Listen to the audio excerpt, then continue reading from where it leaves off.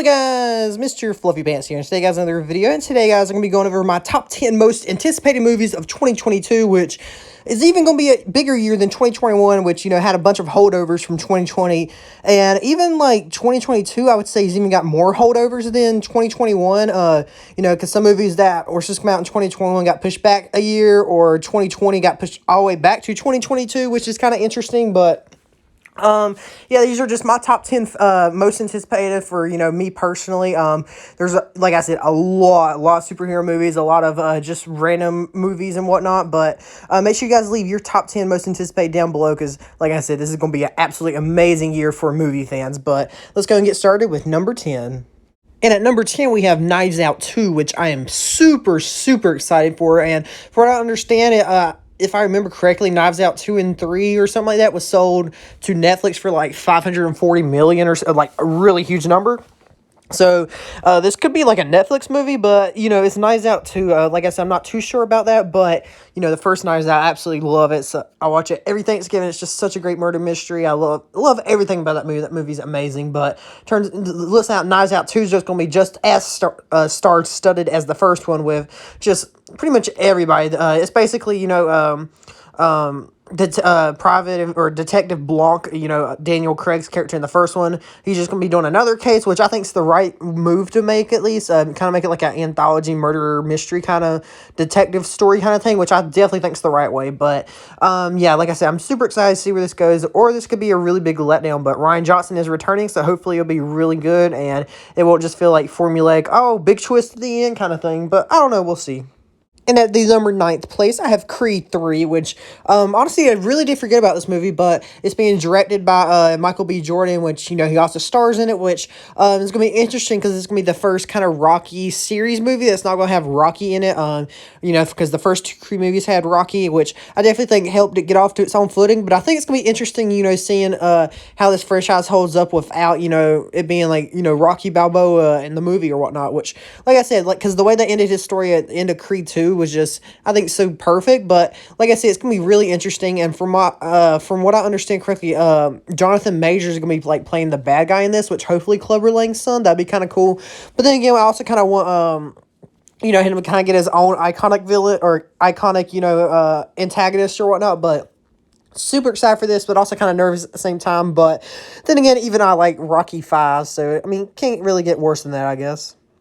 And at number 8, we have Black Adam, which I am super excited for, especially after the DC fandom trailer we got, which is just absolutely brutal. But, you know, it's Dwayne The Rock Johnson. It's kind of like, I guess, because I think they're going to kind of set him as an anti-hero in this movie, and then, you know, he's going to be the villain in Shazam 3 or something. They're going to set them up to fight in the future, but, yeah, like I said, the reason this is on this list is just because that teaser or whatever it was from DC fandom, which, like I said, was just absolutely epic, and, yeah, I'm just pretty excited for this movie. It's definitely see, you know, what comes from it or whatnot, because, you know, Rock's really hyping up this movie, you know, saying it's, like, going to upset the whole power thing in the DC universe or whatnot. So, like I said, really excited for this. And at number 7, we have Thor 4 or Thor Love and Thunder, which I'm mostly excited for this movie just because I absolutely loved what Taika Waititi did with Ragnarok, but I have a feeling that this could lean maybe a little bit too much in comedy, because I did kind of did want a little bit more serious parts and certain aspects for Thor Ragnarok, which, don't get me wrong, I love the comedy infused Taika Waititi brought to that and kind of brought new life into that franchise, but it wasn't really serious when it needed to be, and hopefully, you know, he can kind of balance that a little bit more. But this movie just looks absolutely off the walls, like crazy, like even more so than like the Guardians movies or Ragnarok. Like, really excited to see, you know, Lady Thor, Natalie Portman coming back, and just some of the leaks we've seen looks really awesome. Like I said, I'm really excited to definitely see like a first look or teaser trailer or whatnot of this movie. I think this movie comes out, it's either July, it might be July now, or it might be September. I can't even remember, like, because they moved back Doctor Strange too, because I think the Marvels was supposed to come out like in November, but that got pushed back to March of February or something like that of 2023. But also, just spoiler, you're not going to see Black Panther 2 on this list, just because, I don't know, just some of the production stuff I heard about that. I'm a little worried for that movie, and I'm just interested to see where that goes. But that's just kind of an honorable mention, because I kind of really do want them to make M'Baku the Black Panther, and from some of the leaks I've heard, that is true. But I just thought Black Panther 2 Wakanda Forever is a honorable mention, at least. And at number 6, we have Doctor Strange and the Multiverse of Madness, which I think pretty much everybody's excited for this movie, even though we haven't really seen much, or especially the hype hasn't really started up until like after the trailer release with Spider-Man No Way Home, which let me just say, that trailer looks absolutely amazing. I love the poster and whatnot, and that trailer, just some of the visuals in it, like I absolutely love. Sam Raimi's directing this, and from what I heard, this might be one of the most ambitious crossover events of all time, like, getting like, just like a bunch of like legacy Marvel characters, like Ben Affleck as Daredevil, whatnot, the Illuminati or whatnot. And I also saw this really good idea online. Like, it'll be like a portal scene from Endgame, and Chris Evans step through, and you think it's Captain America, and then he's like flame-o and just turns into Johnny Storm or whatever his name is. But Wanda's the main bad guy. I still think she's the main bad guy. Interesting, kind of a different version of Strange Supreme or Evil Strange, and there's just gonna be a bunch of variants and stuff in this movie. I'm just really excited for the visuals and stuff, and hopefully some of the story issues, from what I heard, with the major reshoots are worked out or whatnot. Because from what I understand, this movie tested very poorly, but they're also adding a bunch of cameos or whatnot. So this movie's kind of a mixed bag for me right now, but, if I haven't heard some of the behind-the-scenes stuff, I probably would have put it up higher, but as for right now, it lands at the number 6 spot. And at number 5, we got Aquaman 2, or Aquaman and the Lost Kingdom, I believe the subtitle is, or whatnot. But, yeah, so pretty much the sequel to one of my favorite DC and superhero movies of all time, because a lot of people, when they ask me my favorite DC movie, I just say Aquaman, just because I absolutely love that movie. But it's definitely really up there. I would just have to sit down and kind of think about it, but, like, I love Aquaman so much. Like, the fact that James Wan, a horror director, which I also have to say DC's really smart, or Warner Brothers or whatnot, with their horror directors getting them to do DC movies, but just his visionary style and, like, the life and the just the fun and everything he brought into the first Aquaman. I absolutely love the colors, just everything. The fact that he's able to make the orange and green scale suit work in live action and whatnot. It's also just one of the most epic superhero movies I ever saw.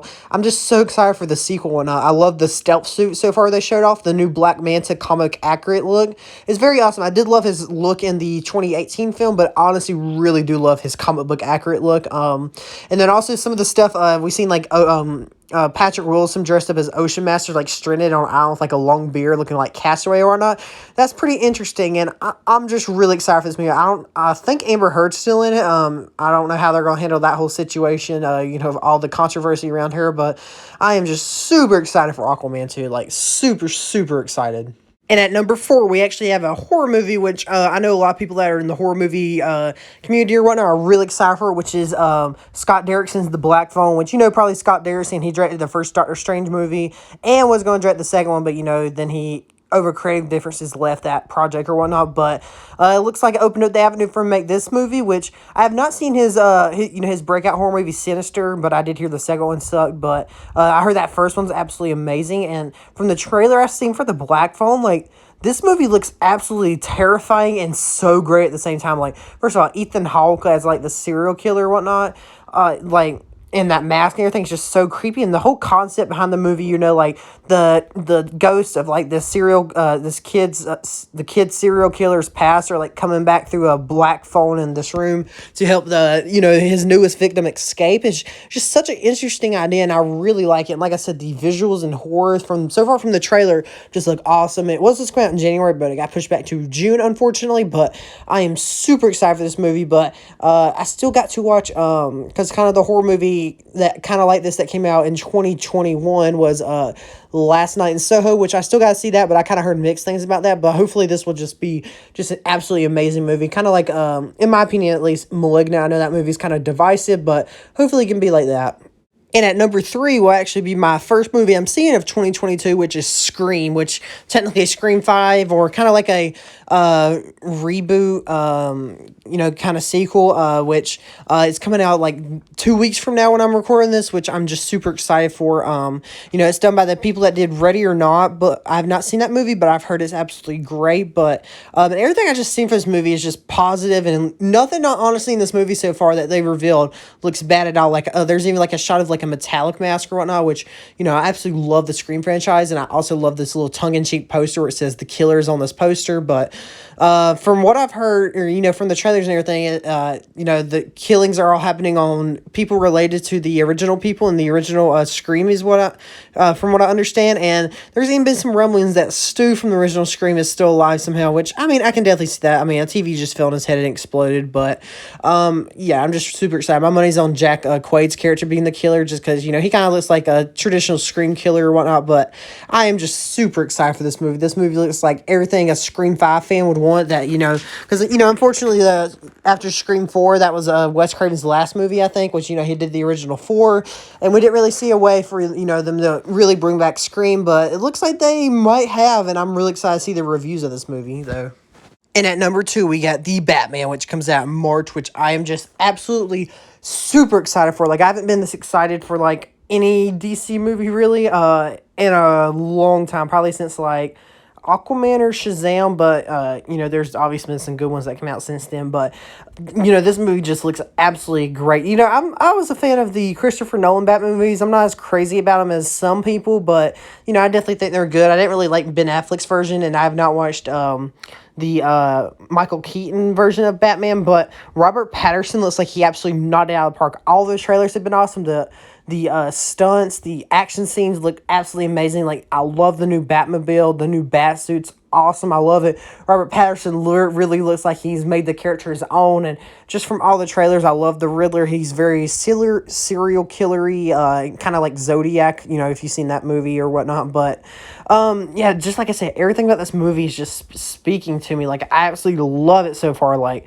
from what I've seen, and from what I understand, this movie's going to be like 3 hours long and be very horror injected, which I really like. And also, supposedly there's a rumor that they've tested 2 separate versions, one with the guy that played Droog in Eternals as the Joker or whatnot, kind of like, I guess, like, setting him up for later movies or whatnot, but I really hope this does well and it's great so we can get more sequels, because, like I said, Robert Pattinson really looks like he's made another iconic Batman here, which I'm just super excited. Okay, my number 1 should have been a pretty obvious pick if you've been watching my channel for any length of time, but is Halloween Ends, which I'm pretty doubtful this might actually come out in 2022. Right now it still says so, and like every instance of it seems to be still coming out in 2022, but this is still in pre-production. They're supposed to shoot this and Kills back to back, but that ain't really happened because of COVID. And, they still haven't started, as I understand, some pre-production right now, so it hasn't even started filming yet, but, yeah, I really hope this comes out this year, because, I absolutely loved Halloween Kills. That was my favorite movie of 2021, but, I'm really excited to see how they end the story, especially since, Halloween Kills definitely suffered from being, that miserable chapter kind of movie, but I'm really hoping Halloween Ends can really just knock the socks out of everybody, kind of like Halloween 2018 did, and really kind of end this chapter of Halloween, because supposedly this is going to have a 4-year time jump, so it will take place in 2022, because, Halloween Kills took place on that same night in 2018 or whatnot, but really excited to see what happens to Michael or whatnot, because, I know that ending of Halloween Kills was pretty controversial, and I don't know, I'm just really excited to see how they capped off this. I really hope they also film it in Wilmington again, like Halloween Kills, to kind of give it that consistency, and if they do end up filming this in Wilmington, I might actually be able to, at least see them filming it, because, I live in Wilmington now, majority of the year because of college or whatnot, but I just think that'd be cool if I'm able to see it, which, Halloween Kills was, like I said, and I think, like, pretty much all of Scream 5 was, which is also very cool, but, yeah, I'm super excited for this movie. But anyway, guys, that is my top 10 most anticipated movies of 2022, of course.